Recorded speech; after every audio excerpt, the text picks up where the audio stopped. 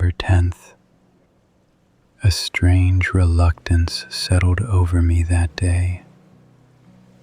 Even picking up my pen felt heavy. I don't usually force myself to write, but yesterday my mind kept searching for excuses not to write. Then I wondered, what would happen if I didn't write today? But the thought didn't comfort me.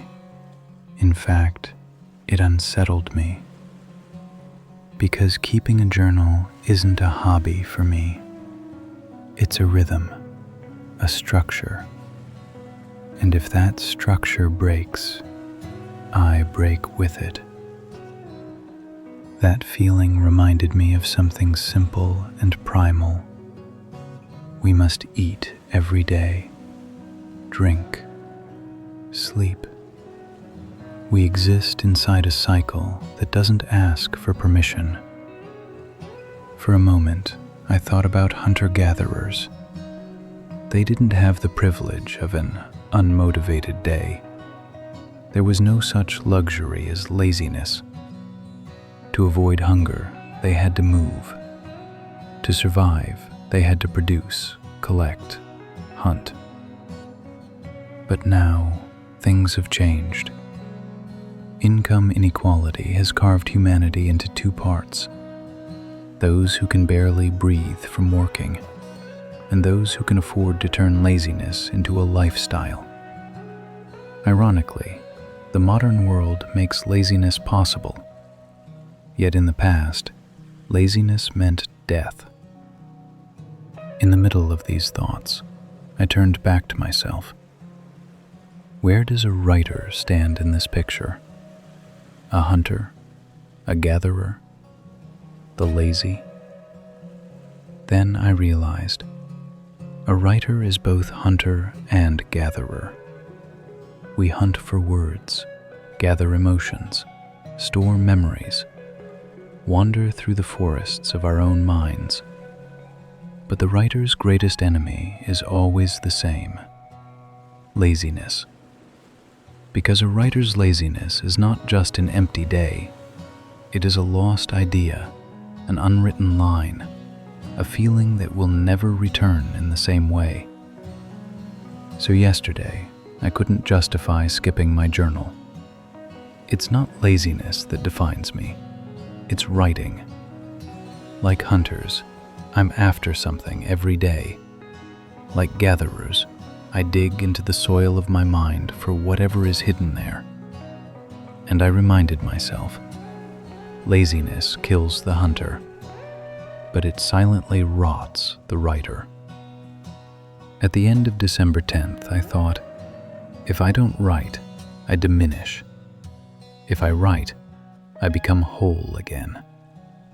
So I wrote.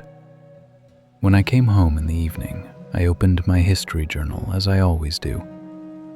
On the page for December 10th, a single line stood out. December 10th, 1948. The Universal Declaration of Human Rights was adopted. I paused for a moment, because earlier that morning, while thinking about hunters, gatherers, and laziness, I realized I had seen a larger version of the same idea in the story of humanity itself. In the hunter-gatherer era, there were no rights. Survival depended entirely on personal effort. You couldn't rely on anyone, blame anyone, or hold anyone responsible. Finding food was a private battle. But the world grew. Societies expanded. And like anything that grows, the weight on humanity grew with it. Under that weight, some people were crushed by labor, some were lifted by the luxury of doing nothing, some were simply born into advantage, and others couldn't rise no matter how much they struggled. That is precisely why, in 1948, the world had to define the most basic rights of being human. Because a growing society, like plants, can collapse if its growth becomes uncontrolled. And the Declaration of Human Rights essentially said, We are no longer hunters and gatherers. Life is no longer just an individual fight. That sentence blended perfectly with what I had been thinking that morning. Hunters and gatherers couldn't afford laziness, but modern humans can, and that is exactly why the concept of rights became necessary. Because as society grows, so does injustice. And writers became both witnesses and carriers of this expanding world. A writer's duty isn't to kill like the hunter, nor merely to find like the gatherer.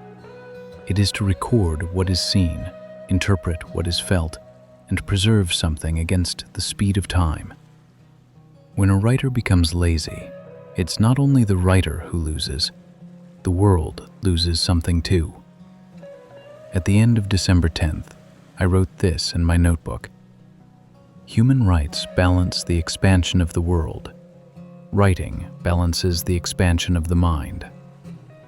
And so, hunters, gatherers, the lazy, and writers all met on the same page.